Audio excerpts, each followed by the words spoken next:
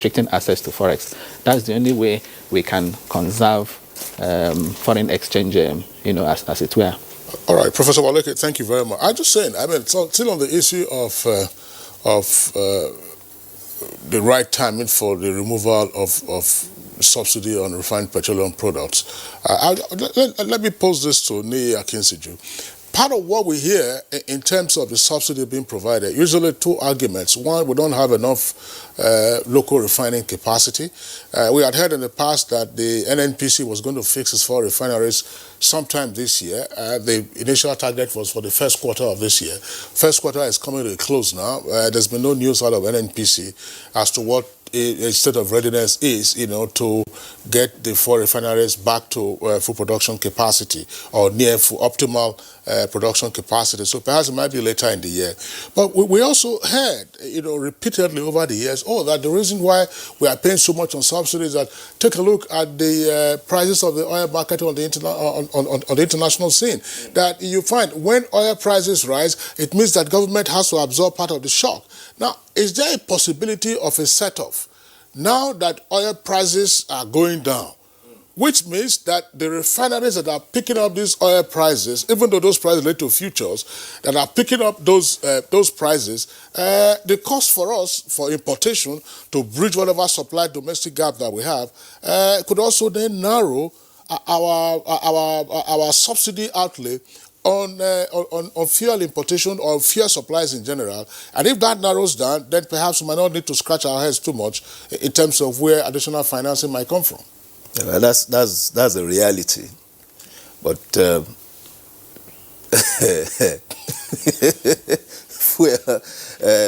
fuel, PMS especially, is a political product. And we have to accept that reality. And we also have a president that is very public sensitive, to matters of possible increase in the price of fuel. 2 or 3 days ago, we were talking of crude oil price under $30. Effectively, at the point in time, it went to as low as $27. Less than 48 hours after, we're talking of 38, It is also possible that we'll be talking of $40, $45 in the next 3 or 4 days. It's possible, and it could also fall too. So that also defines the nature, of our subsidy. The reality in truth is that with the fall of the decline in price, as it were, the subsidy, threshold would narrow. It would also allow opportunity, to also remove subsidy in the real sense of it. But being a political product, we need to extend our consideration, beyond that. If the Nigerian people, especially as represented by the labor movement and all that, if there is anything that is so touchy, with them, it is this product, But I think we can also overextend our thoughts beyond the subsidy. We have joint venture partnership that has also developed a lot of high evaluation over time. Though at this time, the evolution, of course, will also be moderated because of the nature of the market.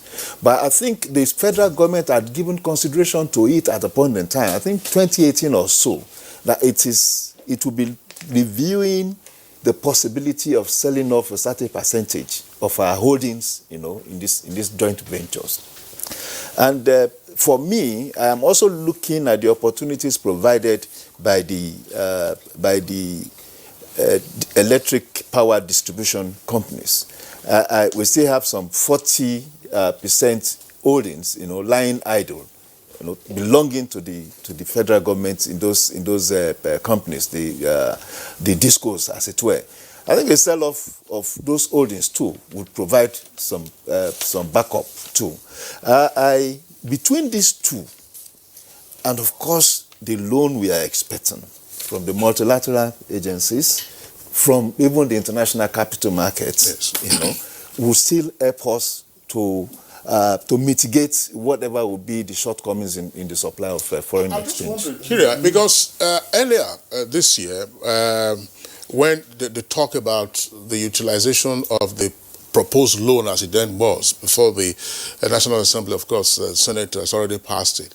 We had the Honorable Minister of Finance, Budget and National Planning on Good Morning Nigeria, and she did say that the facility, it's a bouquet of loans involving not just the federal government, but also some of the subnational entities. That's one.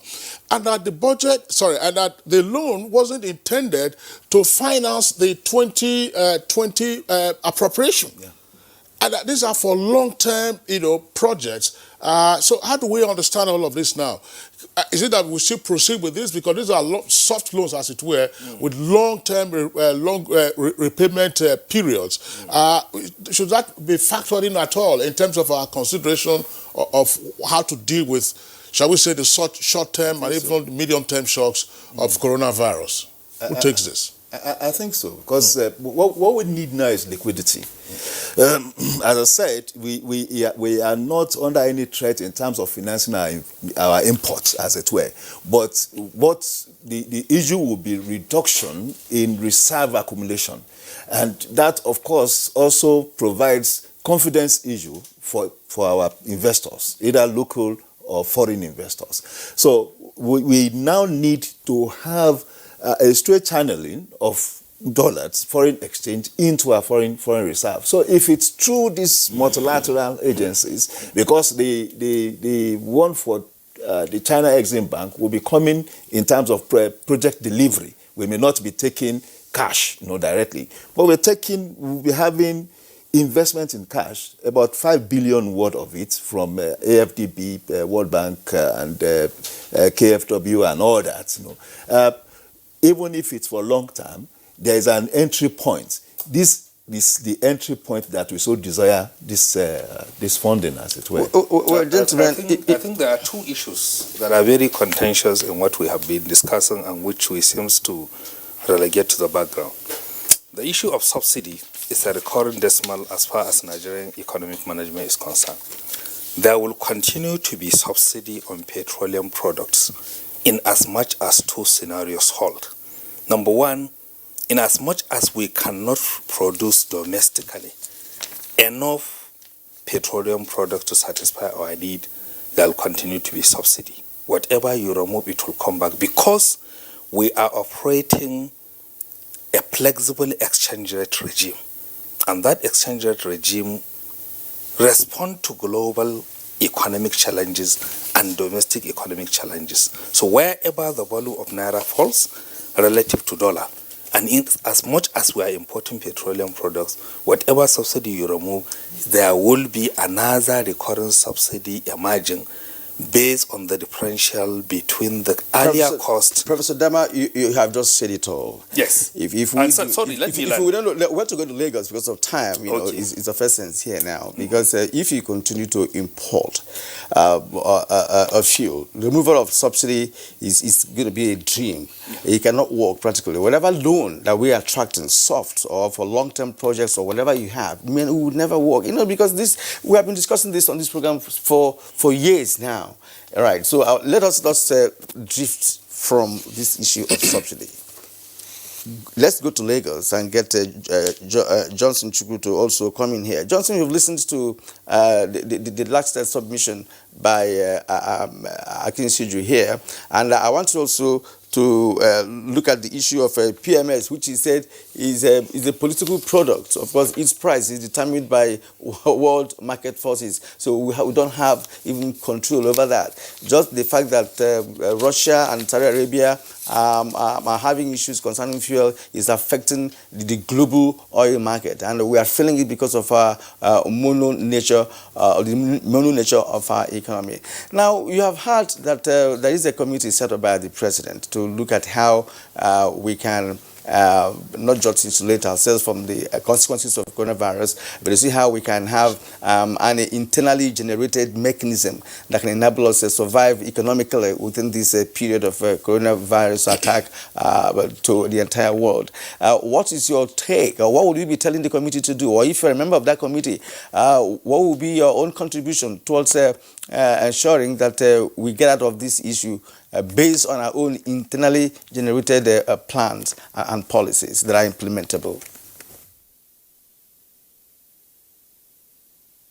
Let me start by making a little more contribution on the subsidy issue. Then I'll come back to your second part of your question. The professor from University of Abuja said that unless we have a flexible exchange rate, we may not be able to take our subsidy because the subsidy will come back as forex subsidy. I beg to disagree, and I also beg to disagree on the fact that PMS or fuel is a political product. Today, Nigeria is the only country in the entire West Africa that is subsidizing fuel. And let me remind us, a couple of years back, maybe 4 or 5 years back, kerosene, or what they call DPK, dual purpose kerosene, was considered as the most... This is the network service of the NTA. We now join our outside broadcast crew for a live telecast. Please stay tuned. Nigeria first. I see the CEO of Nigeria Sovereign Investment Authority, Mr. Uche Oji. This is a time when we need to collaborate together and truly think about Nigeria. We thank you for what you've done so far, but I think a lot of work needs to be done. Distinguished ladies and gentlemen, I welcome all of you to this second consultative Going for Growth Roundtable session. In June 2019, the Central Bank of Nigeria participated in the first roundtable session where I had the opportunity to share my thoughts on the economy as well as receive inputs from key private sector participants in Lagos on ways in which we could promote greater economic growth for our country. I note with delight that some of the recommendations at the first session have been implemented by the Central Bank of Nigeria, and these have contributed to the successes we have recorded in improving access to credit for Nigerians in 2019. Following the success of the first session, the management of the Central Bank of Nigeria decided to convene a second session in Abuja, working in partnership with key stakeholders in the public sector. And I say this is the real time to hold this, and like we all know what is happening today in the world. I therefore have no doubt in my mind that with the caliber of people from both the public and private sector gathered here today, we will make the desired progress in generating ideas and solutions that will enable greater growth and development of our dear country. This session is more relevant today than ever before, given the external headwinds that the Nigerian economy faces, such as the effects of the trade and technology wars, and more importantly, the recent, indeed current spread of coronavirus, which has emerged as a major threat to global growth in 2020 and perhaps beyond. The impact of the coronavirus across over 100 countries has affected global supply chains as well as demand for goods and services. Commodity prices have also been affected as crude oil prices have plummeted by over 45% since January 2020. Early this year, the IMF had projected that global growth would rise to 3.3% in 2020, up from 2.9% in 2019.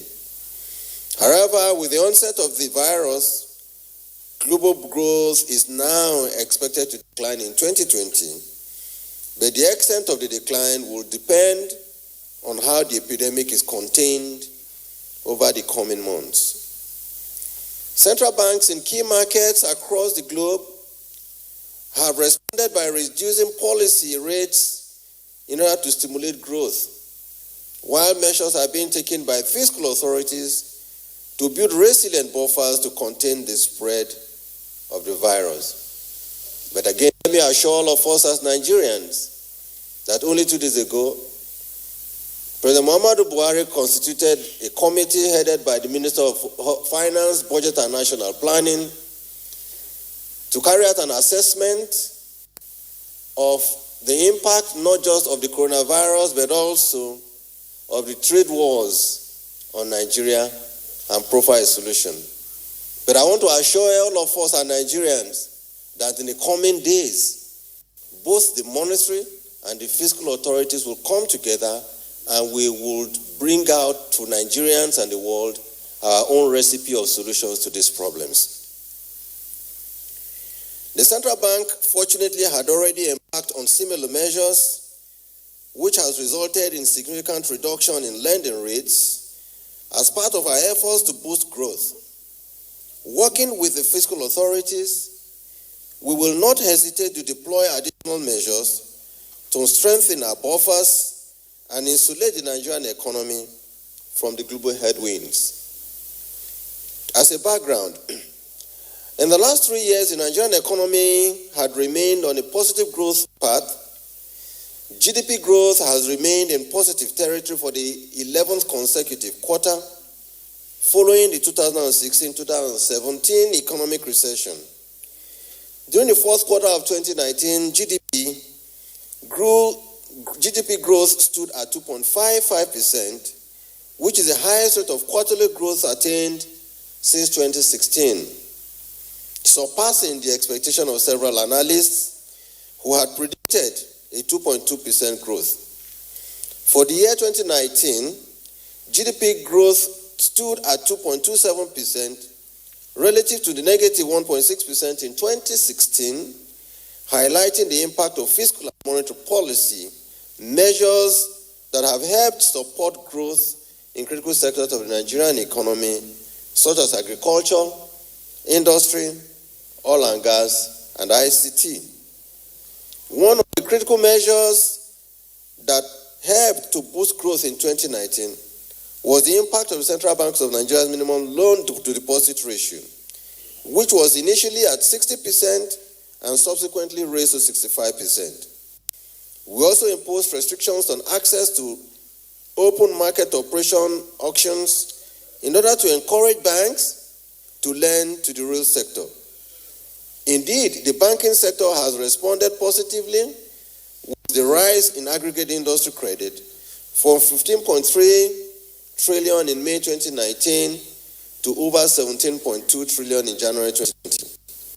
I'm aware that these loans have been granted to borrowers across different sectors at considerably lower rates.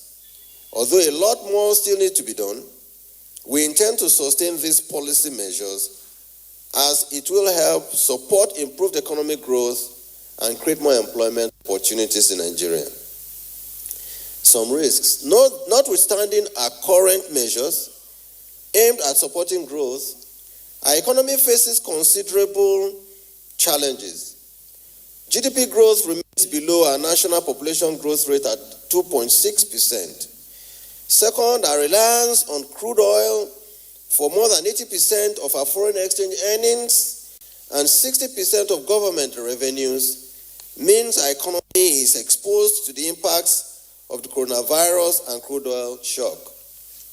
Projected declines in revenues, as occasioned by the drop in crude oil prices, constrain the government's ability to meet its infrastructure commitments in 2020, which is vital if we are to achieve double-digit growth. Given this challenge, it is imperative that this roundtable session comes up with well-structured funding models that will mobilize funds from banks and our development finance institutions and other financial institutions to fund critical infrastructure projects while providing attractive returns to investors. We must also use this opportunity to consider funding for infrastructure projects that improve access to market for farmers and SMEs, while also connecting the railways to our ports in order to increase our non-oil exports. Such schemes will support greater economic growth and help free up funds for the government to focus on other important priorities. On our part at the Central Bank of Nigeria, yes, it is true that in the last 2-3 years we have been focused aggressively on agriculture, primary agriculture, and a few select industries in the manufacturing sector. What we put on the table is that we will extend our intervention to areas like logistics. A large problem of the problem that we have today is delivering our food from farm to markets. We'll be looking at intervening in whatever needs to be done to move food and food products from farm to market. We will be intervening in areas that will help in improving processing of foods from just primary agricultural products even into primary sectors. Given the impact, I hear that given the impact of coronavirus, I hear some countries are even deciding that they will ban the export of even pharmaceutical drugs out of their country. So at this time, so what do we do as Nigerians? The CBN will also be putting on the table to say, yes, we will now begin to look at our pharmacies and pharmacologists and say that it is high time they stop becoming dispensing people in hospitals. That they will now begin to practice begin to do what they really studied in school, the formulation of drugs and the development and establishment of pharmaceutical industries will now begin to play a major part in our intervention activities. We will also be looking at the possibility for us to see to it that we reduce the drain of foreign exchange where we find people traveling abroad for common medical checks. We are going to intervene heavily in the health sector by trying to see how we could support the efforts of government to see to it that we develop specialist hospitals that can take care of diagnostics and also surgeries that would normally have taken our people out of the country and then a waste of our scarce FX resources. Indeed, the current oil price shock validates some of the measures taken by the fiscal and monetary authorities on diversification of the Nigerian economy. These measures, which have focused on improving domestic production of goods and services, particularly in the agriculture and manufacturing sectors, are necessary if we are to insulate our economy from volatilities in the crude oil market. We must build on the successes of these measures and reduce our dependence on excessive imports. Credit must go to President Muhammadu Buhari, who has placed considerable emphasis on diversifying our economy away from its reliance on earnings from crude oil. Distinguished ladies and gentlemen, I believe we can envision a vibrant economy in Nigeria that is less dependent on crude oil. There was a time in the 60s, our cities and rural communities were brimming with activities as industries sprung up in Lagos, Kano, Kaduna, Onitsha, Aba, to mention a few. Rural dwellers supported increased cultivation and export of cash crops such as cocoa, palm oil, and cotton. These activities enabled the creation of jobs, not just for our rural communities, but also for our urban dwellers, while working to stem rural-urban migration. Our reliance on crude oil revenues beginning in the 70s was the advent of our problems in Nigeria. Oil rose from 3% of our total export earnings in 1960 to over 90% by 1976. Today, oil constitutes close to 80% of our export earnings. Our dependence on oil exports contributed to the massive decline of our local industries, indeed the death of our local industries, as well as our agricultural sectors, as it enabled an excessive reliance on the import of goods and services.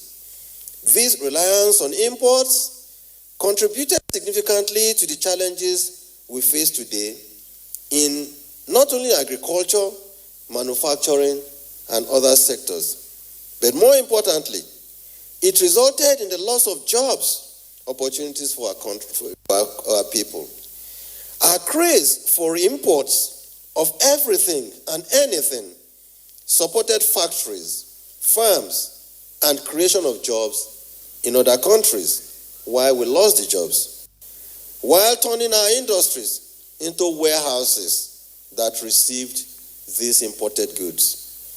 Today, the current leadership under President Muhammadu Buhari is working to deal with high unemployment levels, as well as the smuggling and dumping of goods into Nigeria, by putting in place policies that support increased production of goods and services, in Nigeria.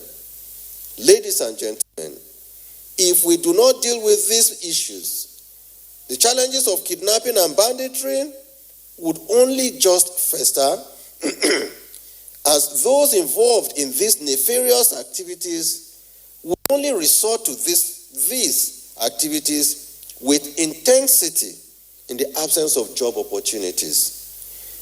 Addressing domestic and external challenges to growth requires that we hear from critical stakeholders like you, who can generate great and workable ideas and solutions. We must all work together in order to harness the true potential of our nation. This one-day roundtable session will address some of the measures needed to drive double-digit growth in Nigeria. These include improving productivity in the agriculture and manufacturing sectors. Second, how to develop funding models that will support improvements in the quality of our energy and transportation infrastructure. Third, how Nigerians operating in the creative industries space, such as the ICT, can expand and capture the value of their works while creating jobs and generating export revenues for our nation. The findings generated from the roundtable session will be presented to President Buhari at a dinner later today. I encourage all of us to provide our inputs, as this will be vital in guiding the monetary and fiscal authorities on measures that will help in supporting greater growth of Nigerian economy. We therefore look forward with a lot of intensity to a very exciting session, and thank you once more for joining us here today. Thank you.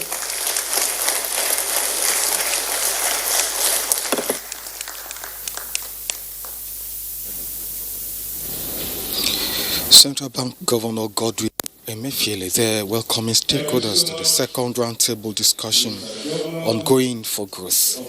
It is on that note that I welcome you to this live telecast, the network services of the Nigerian Television Authority, reaching you from the corporate headquarters of the Central Bank in Abuja. My name is Onengiye Fineface. The CBN Governor has also set the agenda for conversations at the roundtable, addressing the performance of Nigeria's economy in the recent past, bearing in mind current global economic realities. Challenges such as the less GDP growth compared to population growth and over-reliance on oil, which has affected Nigeria's economy adversely, making the country susceptible to the coronavirus outbreak, requiring action to boost the economy in other sectors. In the wake of dwindling global economic fortunes, with the crude oil prices recording worst crashes in recent years, it has become a national imperative for policymakers to innovate urgent solutions to maintain balance with the nation's economy, and that is what this roundtable is all about. Now, the elder statesmen today are people like Jim Ovia and Aliko Dangote. A round of applause for them. They are here to set the stage. Very briefly, may I invite Jim Ovia.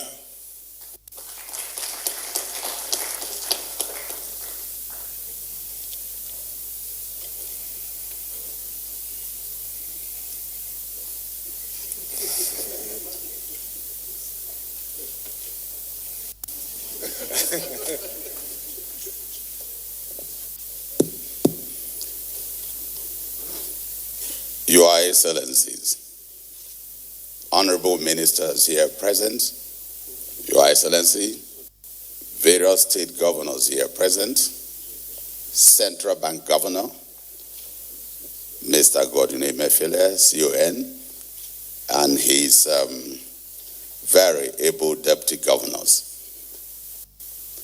It is a very, very important and very official moment today that purely coincidental, just a few days after the Black Monday, that the crash, not only of the oil sector or the oil price, which we now know drives the world economy.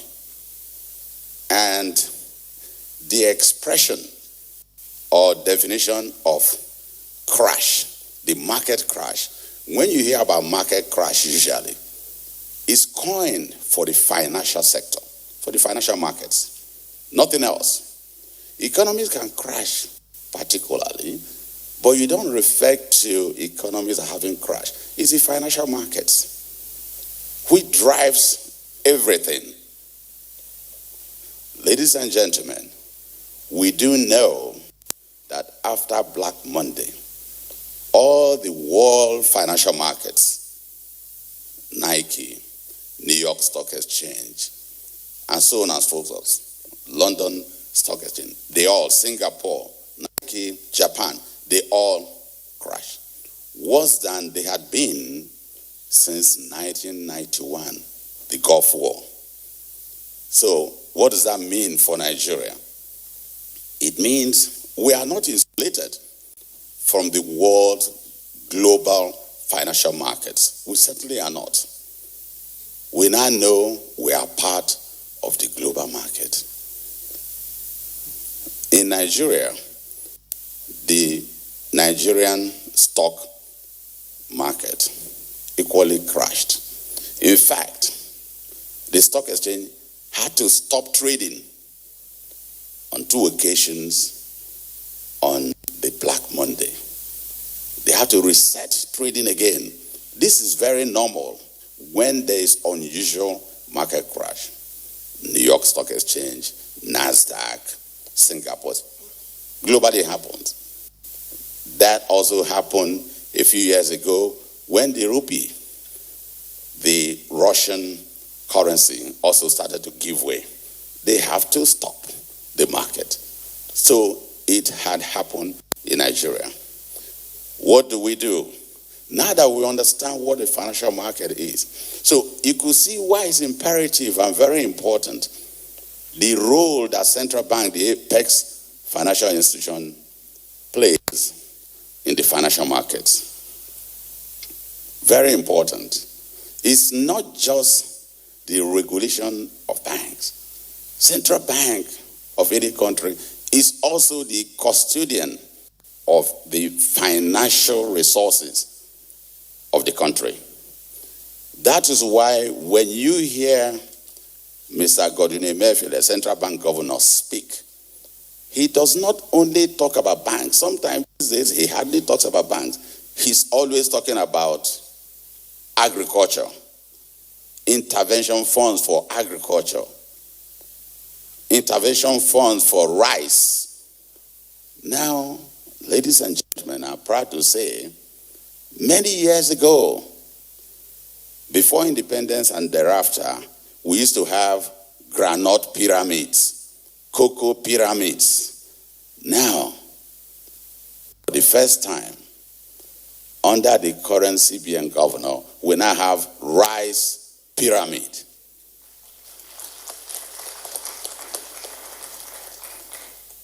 That is the role that central bank is beginning to play to boost and blossom the economy of Nigeria. I think he assumed the banking sector is solid as a rock. But is it really solid as a rock? I know the gentlemen in the front row, I'm seeing them, they are all nodding that yes. But let's also see how it could be sustained. In many ways, Yes, I believe the Nigerian banking industry is solid as rock, but we need to sustain them.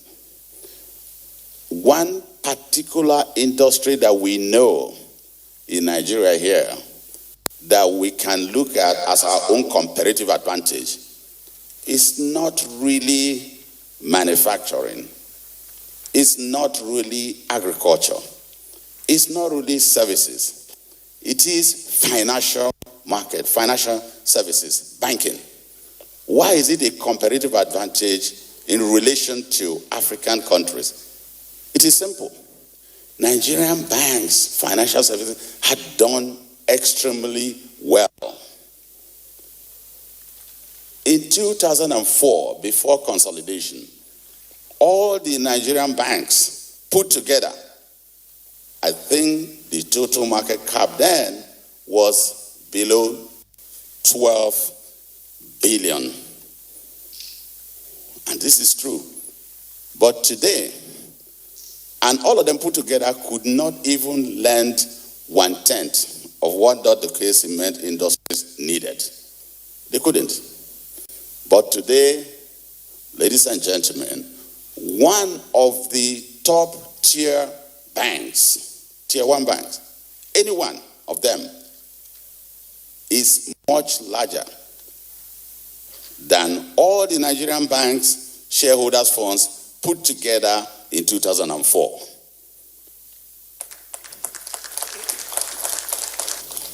So that's a testimony that Nigerian banks are solid. We are beginning to export these expertise to West African countries, East African countries. Nigerian banks in Ghana are the ones that are showing the way. They did not even know about recapitalization until we taught them. That's a comparative advantage, and we should be proud of it. Can we do the same in other sectors of the economy? The answer is yes. Dangote industry is also doing that in cement. They are there in Ethiopia. They are there in quite a few other African countries. But we need more of those champions. With the support of the central bank, with intervention funding in various areas.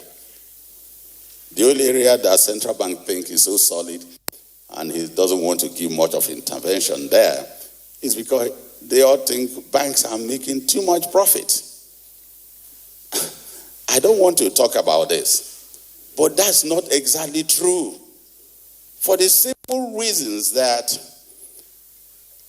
as far back as 1990, slightly before then, there was only one Nigerian bank that was listed top 1,000 banks in the world.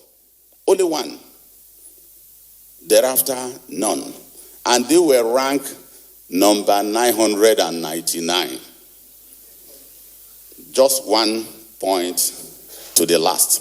But we were all happy.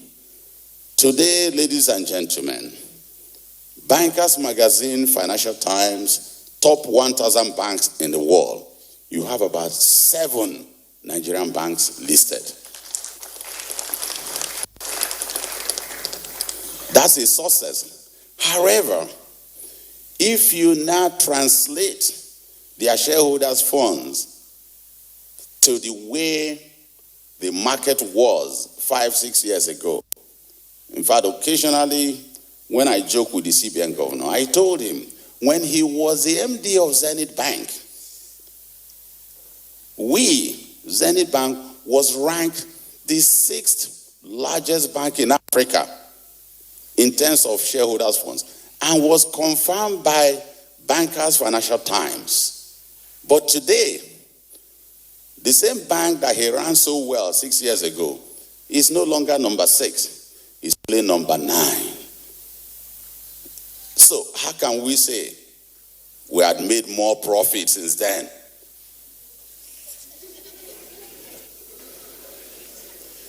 This is data, this is statistics. This is not a political statement. Check your records, they are there. So the important thing that we must continue to strengthen the banking industry.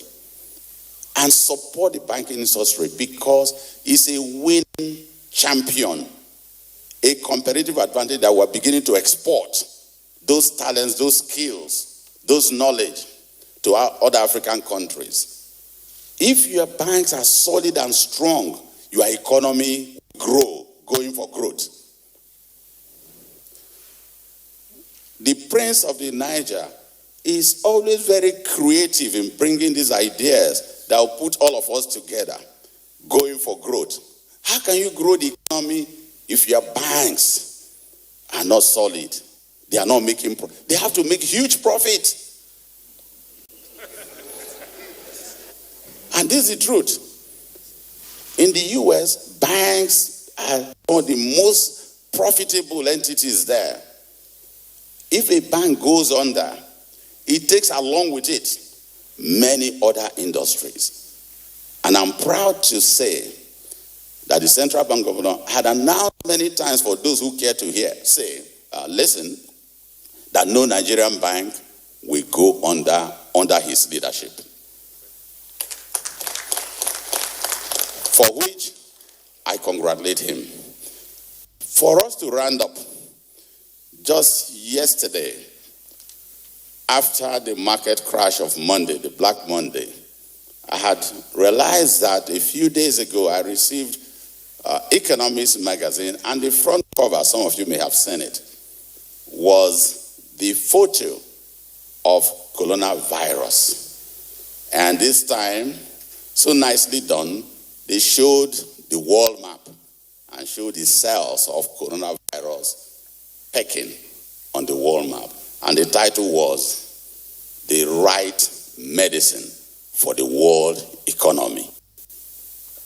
That's a euphemism. Actually, more of paradox. Is coronavirus truly the right medicine for the world economy? It's a wake-up call. And of course, the Stephen Governor alluded to the fact that the country will have to do something, our own response. We might think coronavirus is not yet in Nigeria, but we also need to be prepared. We need to be prepared.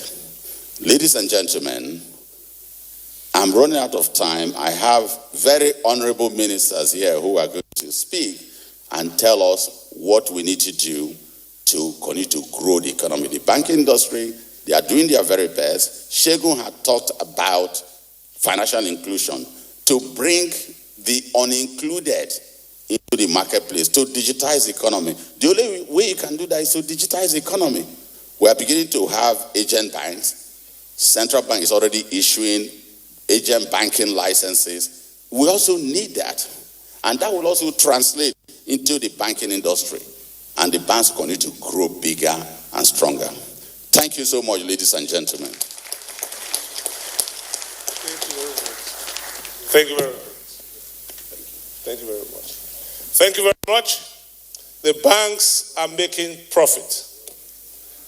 Mrs. Zainab Ahmed is very happy. They will pay their taxes.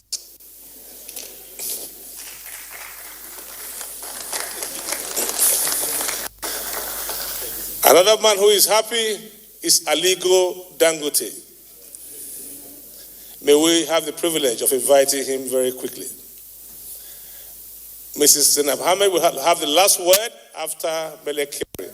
So let us invite Aliko Dangote. Clean your hands from corona. Did you clean your own? Well, thank you very much, Your Excellencies, honorable ministers that are here with us, the Governor, Central Bank, and Deputy Governors, Central Bank, our CEOs that are here with us, distinguished ladies and gentlemen. Well, as you know, with the crash of the oil price today, it is imperative that we diversify this economy. The diversification of this economy is very, very important. And in fact, we are late because, like what I said, since when I got to Lagos in 1979, people have been talking about diversification of Nigeria's economy. How do you diversify your economy? You have to diversify your economy and make it great. And manufacturing. Manufacturing actually, creates a lot of jobs, creates middle class, and also transform countries. These are the areas that I think we need to really focus on. But, how do you diversify an economy? And go into manufacturing that makes sense and also makes it inclusive growth. Then you need to actually do what you call backward integration or import substitution. Our economy is great because we have a local market. Because when you look at it, the economy of Asia is mainly focused on export. But we have a domestic market. This is a country with about 200 million people, apart from the rest of the ECOWAS market, where our imports last year was almost $47 billion. It is not sustainable. We cannot have 200 million people growing at an average, population growth at about 2.7%, and then we're importing most of the things that we're consuming. I think we need to really, this time around, be more serious so that we just don't keep talking about diversification. And it has been very elusive. I don't know why. It is possible, but people are not really focusing on that. So I think we need to really look at, okay, fine, how do we fully this time around, the kind of people that I've seen here, I'm sure we'll find solutions as to how do we actually make our country to be producing things that we consume. Because if you look at it today, with the kind of projects that we're doing, we're importing almost every single thing apart from few iron roads, which is a pity. We don't have steel industry, we don't have this. So entrepreneurs like my big brother here, Jim Ovia, you have to diversify also and leave a bit of banking.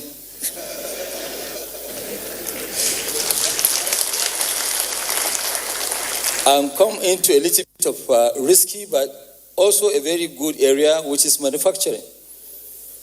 And I think what we need to do to make it successful, and look, I know you gave me 3 minutes, so don't worry. He's been going around me, so he didn't stop my big brother, but you're trying to stop me. Yeah, he didn't stop him, but he's trying to stop me. So, everybody is scared of Jim, so that's why. So really, we need to look at this. Are these things possible?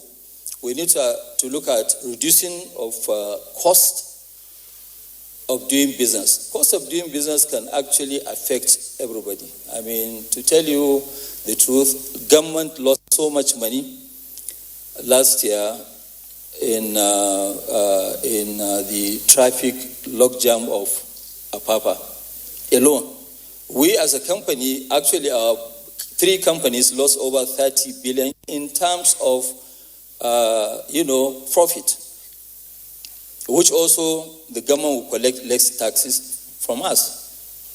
So we need to look at infrastructure, we need to look at power, because without power, there won't be growth. Because that is what will actually propel a lot of these SMEs to actually, be almost everywhere, in Kano, in Jos, in, Aba, in Port Harcourt, all over the place. But we need to really have power so that entrepreneurs can risk their capital and go back and reclaim their factories or, warehouses where people have turned their factories into warehouses and churches to now make them factories again. It is possible, it can be done. So is it impossible to diversify? No, it's not impossible to diversify. But there are quite a lot. We need 3 things. 1, we need low interest rates, which I think we have achieved something like that today. Number 2, we need long-term funds. Number 3, we need support by CBN to back that up with foreign exchange. And I think my governor, that is governor of Central Bank, my advice is that rather than us to focus more on imports, we should reduce that and do like the way Ethiopia did. Ethiopia will give preference to people who will bring in machineries to produce rather than now importing to consume. I mean, at a point, my heart actually bled when I realized that, yes, it was announced by customs that, yes, our revenue, customs collected 1.35 trillion as import duties. It means that the economy is not working. If the economy is working, customs shouldn't collect that much money. We should produce more. In fact, it should be the IFRS that will collect that much money, not customs. So I think we need to really diversify and fully make sure that, yes, we have what you call manufacturing base where we'll produce whatever. You just imagine 47 billion, even if we are now going to produce goods worth 30 billion. Can you imagine how many jobs we'll be able to create? There will be quite a lot of jobs. And apart from that, people are saying that, no, it is impossible. No, it is not that it's impossible. You see, we need to make sure we make these things happen before it gets to a time where we will not even be able to, even with the money, you will not be able to, satisfy your own demand. Let me give you, for instance, today, can you imagine with the congestions of the port, if we are to import 27 million tons that we consume in Nigeria? Is it possible? No. But today, all those terminals that we opened, which we were importing cement, we have now built 2 terminals to export cement. And I can assure you, Nigeria by this year will be the highest exporter of cement in Africa. So it is possible. What are we doing going forward? What we are doing going forward was also the support of central bank. We've been able now, we are building 10 plants of rice, which by end of this year will be able to produce 1 million tons of rice. And we're also supporting the agricultural side. So that is on rice. On petroleum products, by the time that we start our refinery, Nigeria will be the largest exporter of petroleum products in Africa. For the first time this year, by the grace of God, Nigeria will be the largest exporter of fertilizer in sub-Saharan Africa. And that is all being possible by backward integration, which is the import substitution. We will be the largest exporter of, second to South Africa only, largest exporter of petroleum product, which is polypropylene, polyethylene. So you can see that, yes, it is possible, but we need to make sure that, yes, we have. But what we need is to make sure that we put up what you call government consistency in policies. And now we need to really look at all this support that's been given by central bank and co.